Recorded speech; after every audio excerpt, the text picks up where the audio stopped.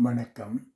இப்பதிவினை முதற்தடவை பார்ப்பவர்கள் அல்லது ஏற்கனவே பார்க்கத் தவறியவர்கள் சப்ஸ்கிரைப் பண்ணி பார்க்கும்படி தயவுடன் கேட்டுக்கொள்கிறேன். சுயநலம் பொதுநலம். சுயநலம் பொதுநலம் எது என்பதை உணர்த்திய இறைவன். சொர்க்கமும் நரகமும் நம் கையில்தான். அதைப் போலவே புராணத்தில் வரும் கதையொன்றும் சொர்க்கமும் நரகமும் நம் கையில்தான் உள்ளது என்பதை உணர்த்துகிறது. கடவுளைக் காண்பதற்கு அசுரர்களும் தேவர்களும் வந்திருந்தனர். பாற்கடலில் இருந்து அமிர்தம் வந்தபோது அதை தங்களுக்கு கொடுக்கவில்லை என்று அசுரர்கள் மனு கொடுத்தனர். கடவுள், இன்றைக்கு உங்களுக்கு அமிர்தத்தை விருந்தாக படைக்கப் போகின்றேன் என்று கூறி அவர்கள் இருவரையும் அனுப்பி வைத்தனர்.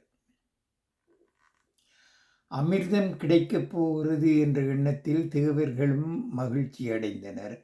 அதேபோல் தாங்களும் அமிர்தம் விருந்து உணவு உண்ணப்போவதை எண்ணி அசுரர்களும் ஆனந்தமாக இருந்தனர். வேந்து நேரம் வந்தது. அசுரர்கள் பந்தி ஒரு பக்கம், அங்கே தேவர்கள் இல்லை. தேவர்கள் பந்தி ஒரு பக்கம், அங்கே அசுரர்கள் இல்லை. பந்தியில் எல்லாம் பரிமாறப்பட்டன. முடிவாக அமிர்தம் பரிமாறப்பட்டது.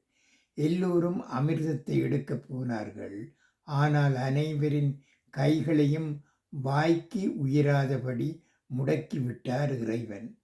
இதனால் யாராலும் அமிர்தத்தை உண்ண முடியாமல் போயிற்று. சற்று நேரத்தில் அங்கு வந்த இறைவன் அசுரர்கள் யாரும் அமிர்தத்தை உண்ணாமல் பரிதவிப்போடு இருப்பதை பார்த்தார். அவர்களிடம் ஏன் சாப்பிடவில்லை என்று இறைவன் கேட்டார்.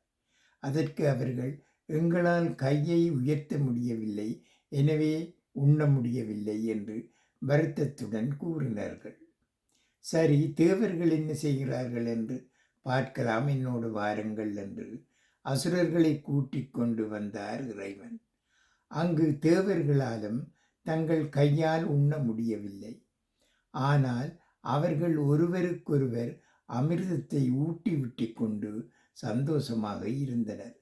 இந்த காட்சியை அசுரர்கள் பார்த்து மனம் விதும்பினர். தனது கையால் தனக்கு ஊட்டிக்கொள்ள முடியாத போது பிறருக்கு ஊட்டி விடுவதன் மூலம் தாமும் பசியாறலாம் என்பதுதான் தேவர்களின் பொது நல புத்திசாலித்தனம். தனக்குத்தானே ஊட்டிக்கொண்டு தாம் மட்டும் பசியாற வேண்டும் என்பதுதான் அசுரர்களின் சுயநல புத்தி. இதன் மூலம்தான் ஒருவருக்கு உதவினால் இன்னொருவர் தமக்கு உதவுவான் என்னும் பாடத்தை இறைவன் அனைவருக்கும் உணர்த்தினார். நன்றி, வணக்கம்.